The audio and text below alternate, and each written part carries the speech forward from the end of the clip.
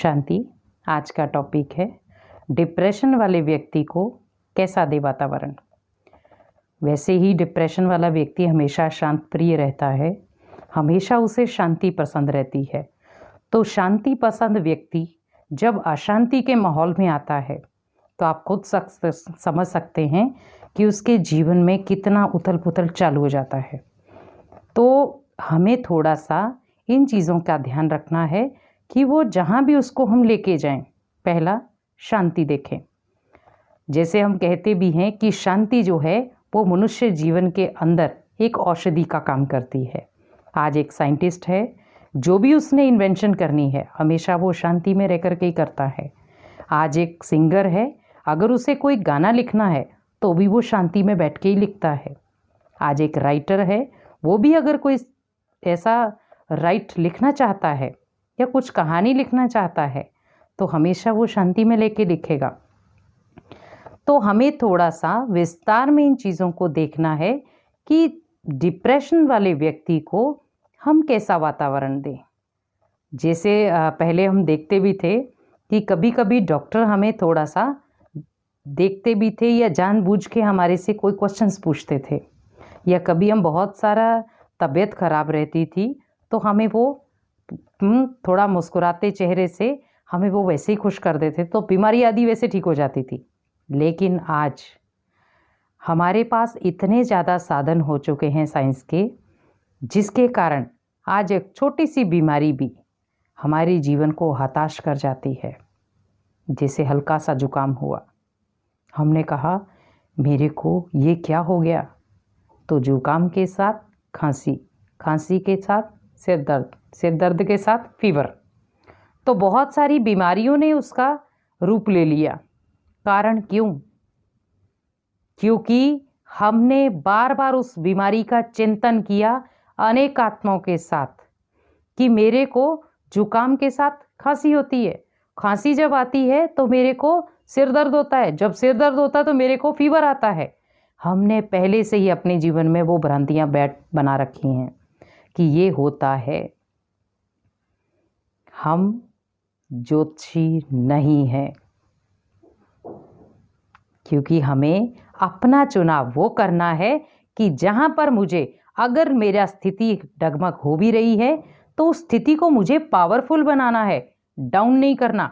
आज मान लो कोई तनाव वाला व्यक्ति आपके सामने आता है, वो कुछ ऐसी एक्टिविटी आपके सामने करता है जो आपको पसंद नहीं है, तो हम कहते हैं देखो कैसा पागल इंसान है ये। लेकिन वो पागल नहीं था, लेकिन हम जो शब्द यूज़ करते हैं उसने उन्हें पागल बनाया। जैसे हम कभी भी किसी व्यक्ति को रफ टफ बोल देते हैं, वो व्यक्ति घर कर लेता है उस चीज़ का। जब किसी व्यक्ति को हम कुछ भी ऐसे शब्द, कड़े शब्द यूज़ करते हैं, तब व्यक्ति वो सोच सोच के परेशान हो जाता है। या कभी हम उसकी आलोचना कर देते हैं, अपमान कर देते हैं, तो व्यक्ति अंदर ही अंदर घुटता रहता है। आज उदाहरण के रूप में माँ बाप ने बच्चों को बड़ा किया, पढ़ाया लिखाया, काबिल बनाया, लेकिन अब बच्चों का काम था माता पिता को सहारा देना। लेकिन अपने आप से पूछें कि क्या हम अपने माता पिता को सहारा दे रहे हैं? क्योंकि जिन आत्माओं ने अपने माता पिता को सहारा दिया, वो सोचो भगवान के सहारे के हकदार बन गए। क्योंकि जिन आत्माओं ने आपको जन्म दिया, इस धरती पर लेकर आए, उस भगवान से मिलाया, तो पहला धन्यवाद है हमारे माता पिता का, जिन्होंने हमें भगवान से डायरेक्ट मिलाया। आज हम देखते हैं तनाव के कारण बहुत सारे लड़ाई झगड़े हो रहे हैं। व्यक्ति करना कुछ और चाहता है, करता कुछ और है, मंजिल कुछ और है, रास्ता कोई और अपना रहा है। आज कई व्यक्ति तनाव को ख़त्म करने के लिए ड्रग्स इस्तेमाल कर रहे हैं, शराब इस्तेमाल कर रहे हैं, या कुछ ऐसी नॉर्मली नशे वाली चीज़ें इस्तेमाल कर रहे हैं। अपने आप से पूछो कि क्या इन चीज़ों से मेरे अंदर का जो तनाव है वो ख़त्म हो सकता है सदा काल के लिए? ये गारंटी है कभी नहीं। ये आपके जीवन में तनाव बढ़ाएगा, ना कि ख़त्म करेगा। आज ड्रिंक करने वाले व्यक्ति है, वो सोचता है मैं एक दिन नशा करूँगा तो मेरे अंदर का जितना भी टेंशन है वो सब खत्म हो जाएगी। रॉन्ग। क्यों? क्योंकि उसे ये नहीं पता कि वो एक बोतल जो है वो उसके खून में जब मिल रही है तो वो उस खून को वो बिल्कुल जहरीला बना रही है और धीरे धीरे उसके शरीर के हर बॉडी पार्ट को वो क्या कर रही है? अंगहीन कर रही है, जिसको हम कहते भी हैं कि उसके अंग काम नहीं कर रहे। सोचो जब अंदर जहर जाएगा, डबल जहर बनेगा, तो सोचो अंदर क्या स्थिति प्रवेश होगी। दूसरा, ड्रग्स लेते हैं। कईयों को बहुत आदत पड़ जाती है, बिना इन चीज़ों के रह नहीं सकते हैं। आज थोड़ा सा जब भी आपको तनाव होता है, आप थोड़ा सा नज़र अपनी बेटियों और अपनी माँओं के ऊपर घुमाओ, अपनी पत्नी के ऊपर घुमाओ। कभी उनको टेंशन होती है तो क्या वो ड्रग्स या सिगरेट या शराब का सेवन करती हैं? कभी नहीं। उनके मन में बहुत सारे सवाल होते हैं, लेकिन कभी भी वो आपके सामने आके उन सवालों की मांग नहीं करती, वो अंदर दबा लेती हैं।